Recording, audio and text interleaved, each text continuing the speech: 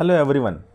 Today we are going to study another very important topic which is in news as well as which is in use many a time. We have read this concept in newspaper, we discussed about this concept, we collected data about this concept, we read it that India's GDP increased by this percentage, it reduced by this percentage.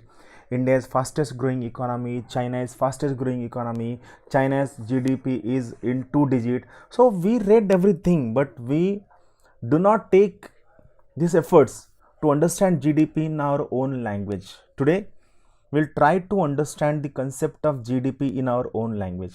Before that, first thing, what is the full form of GDP? GDP stands for gross domestic product. First thing, GDP stands for gross domestic product. This is very important thing you must remember. It stands for gross domestic product. We'll understand this every point one by one, what it says. Now, this is a definition of GDP, and what GDP tries to say, we'll try to understand. Before going into the concept, I want to make one thing very clear. Look around you. You will realize many economic activities, many economic productions of many things are going on surrounding you. Now, try to classify these things into the classes that you want. I will tell you, you will get one universal classification. What is that universal classification? Everything surrounding you can be classified in terms of goods and services. Let us take your charger, it is good. Pant, it is good. Television you are watching is service. Mobile phone you are using is a good, but the service provider is a service. The video you are watching is a service. Cricket match you are watching is a service. So keep this thing in mind. Every activity going surrounding you can be classified into two most universal classes. One is goods and services. So it means every economic activity going in your country can be classified into goods and services, whether it is production of steel, whether it is Indian Premier League, or it is production of cars, or it is production of defense product, or it is medical operations, coaching institutions. Everything can be classified into goods and services. So before going into the definition, I just want to give you a hint about what is GDP. GDP is nothing but the value of total goods and services produced in a country in one accounting year is GDP. I repeat once again, the total value of all goods and services. Why I am using this term? Because just few seconds back we have seen every economic activity can be classified into goods and services. So the total money value of all goods and services produced in the country in one accounting year, in one economic year, this total value is called as GDP, that is gross domestic product. Now, what is actual definition of this gross domestic product? We are going to study this GDP in very simpler language. Just understand it, internalize it, and if possible spread with your friend. We are going to make economics more easier. Now see, what is definition of GDP? See, the money value, it means value in terms of money. The money value of all final goods and services produced in domestic territory or geographical territory. I am using this word with /y because these two words are used interchangeably. So the money value of all final goods and services produced in domestic or geographical territory of a country. Now here remember, here domestic territory is larger than political boundaries, and it includes embassies, consulates, sovereign ships, aircraft, military establishment. All they are part of domestic territory, and whatever goods and services produced in this domestic territory in one economic year is called as GDP. Now what this definition is, we will try to understand through a very simple example. It is a schematic example is there. You will get to know the concept very easily. Now see, here I have drawn the schematic diagram. Let us say this is entire India, right? It is India from Kashmir to Kanyakumari, from Porbandar to Silchar. Now These are political boundaries of India. Along with this India, on this side there is Lakshadweep, on this side there is Andaman and Nicobar.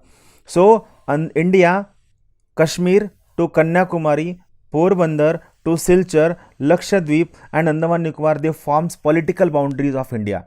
Now, whatever goods and services produced in India, in Lakshadweep and in Andaman and Nicobar, whether they are produced by Indians or foreigners, they forms part of Indian GDP. First thing.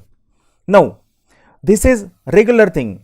Just we have seen few minutes back, domestic territory is larger than political boundaries. Now this India, this Lakshadweep and Andaman Nicobar, it forms our political boundaries, right? Now they say that GDP do not include goods and services only within the political boundaries, but it also includes goods and services produced beyond our political boundaries.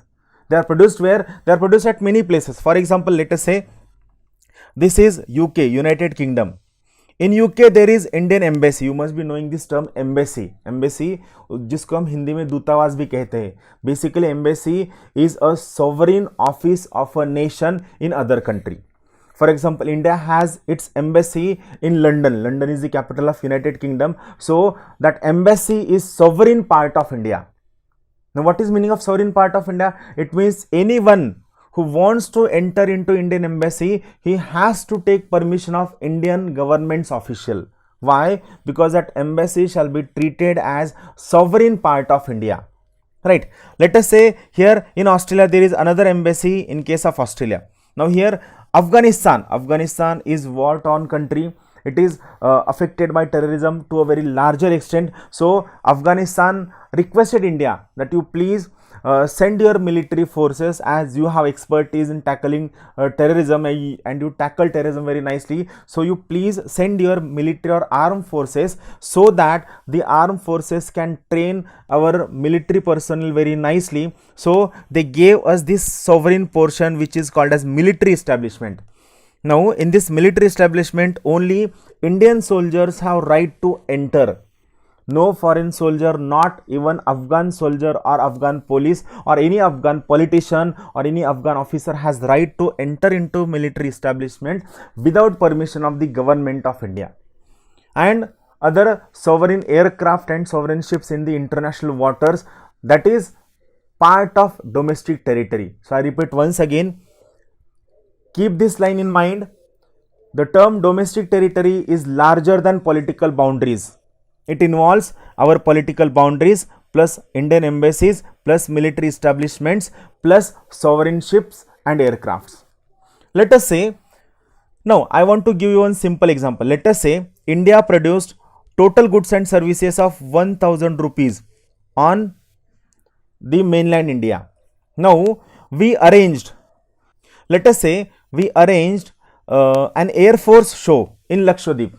Air Force show in Lakshadweep, and we arranged it on the basis of ticket, and we gave a ticket of let us say 1000 rupees per couple, and for that Air Force show let us say 10 couple came and we got a total ticket of let us say 10,000 rupees, right? Then we arranged an exhibition of exotic fruits, flowers, wines and everything in Andaman and Nicobar, and we called upon the dignitaries, members and people from all over the world to visit Andaman Nicobar's exhibition, and we put everything on sale in the Andaman and Nicobar. Here we sold the goods or the fruits to the tune of let us say 2000 rupees. Right. Now let us say Sachin played his last cricket match in Australia. In commemoration for his last cricket match, Indian Embassy, I am repeating, Indian Embassy in Australia has arranged one felicitation program of Sachin Tendulkar, and this felicitation program was not free of cost, it had tickets. And this felicitation program was let us say attended by 50 people, and it gave us let us say 5000 rupees in terms of ticket. See, I am not saying that the program was not arranged outside embassy. The program was arranged in Indian Embassy but in Australia. Now let us say there is centenary year of Mahatma Gandhi and or 150th birth anniversary of Mahatma Gandhi, and we arranged the Oscar award winning Gandhi film in Indian Embassy in UK, which was attended by let us say many people, and here we earned let us say 10,000 rupees in terms of tickets. And the money paid by Afghanistan government to military establishment of India in Afghanistan, let us say it is 5,000 rupees, right? So see here, this 1,000 rupees is a total of goods and services. Here we in Lakshadweep we arranged Air Force show, so this 10,000 rupees is a service.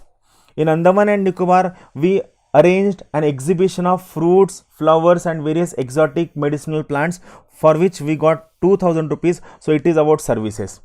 In Australia, we arranged felicitation program of Sachin Tendulkar, which is a service for which we got 5,000 rupees. In UK, we arranged a movie of Mahatma Gandhi, and for which we got, let us say, 10,000 rupees in the Embassy of India, in UK. And in Afghanistan, our military establishment has earned, let us say, 5,000 rupees by providing training to Afghan police and Afghan military forces.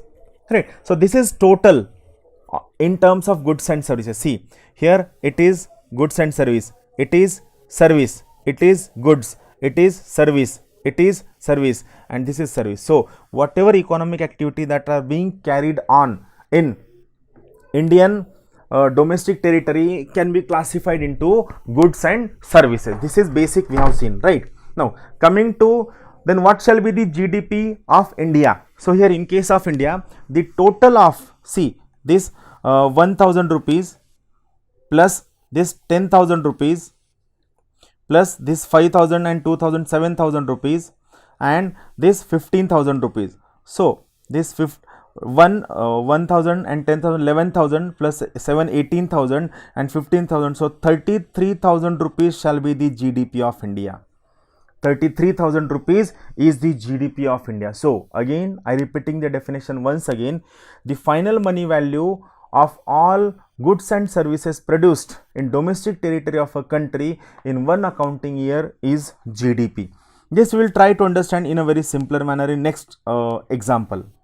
See here, I just try to give you the example of GDP. See, these are the total number of goods and services produced in India. Let us say in one accounting year we produced these cars, Hollywood movies, Bollywood movies, medical operations, telecom services, Adam Gilchrist and steel.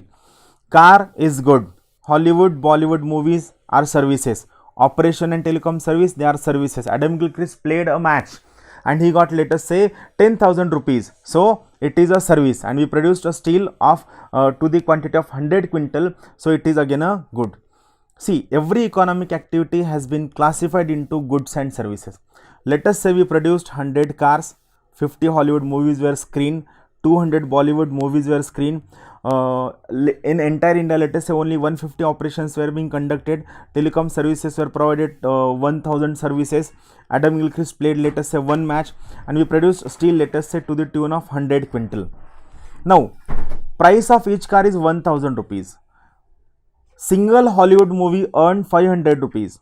Single Bollywood movie earned 100 rupees. Single operation cost 20 rupees.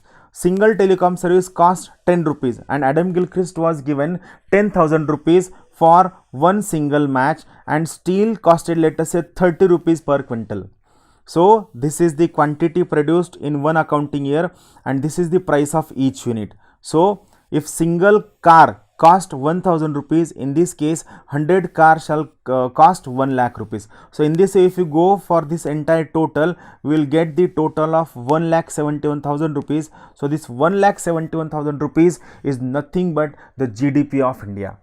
So again, I want to simplify the thing.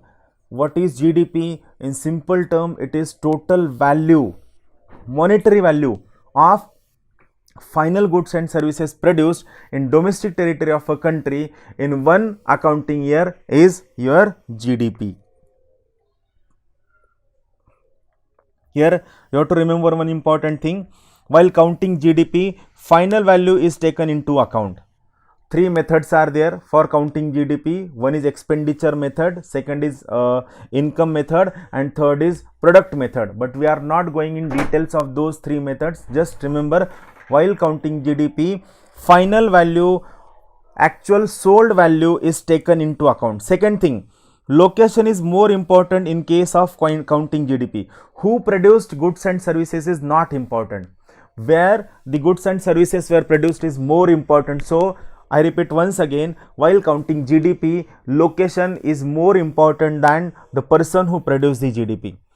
Third important thing, production of both domestic as well as foreign players is taken into account while counting GDP. It means when we are going to count GDP of India, this GDP of India will include the production of goods and services by foreign players as well as Indian players also.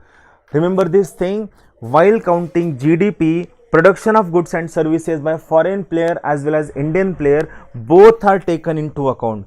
And last thing which you have to remember, overall GDP reflects the size of the economy. Remember this thing, overall GDP reflects the size of the economy. This is very, very important point. Like if Adam Gilchrist played in India and he get 10,000 rupees, then those 10,000 rupees shall be part of Indian GDP.